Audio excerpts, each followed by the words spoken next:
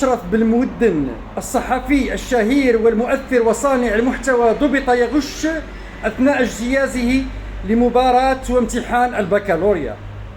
بالمناسبة، موقفي ضد الغش في الامتحانات وكل الإدانات لكل أنواع الغش، ولكن لا يرتقي إلى أنواع أخرى من الغش، مثل التلاعب بصفقات عمومية ونهب الأموال ودافعي الضرائب المغربية، إضافة إلى أن الغش في امتحان البكالوريا لا يرتقي إلى نهب واستلاب واغتصاب أحلام الشباب القادمة. وكذلك، هل هي حقيقية تلك محاولة الغش أم محاول تلفيق التهمة؟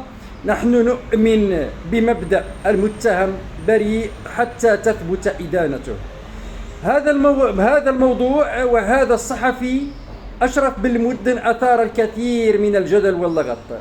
أنا شخصيا أرى بأن الغش في مستقبل البلاد والتزوير الانتخابات وكذلك تلاعبات سياسية أخطر على المغرب من الغش في الامتحان.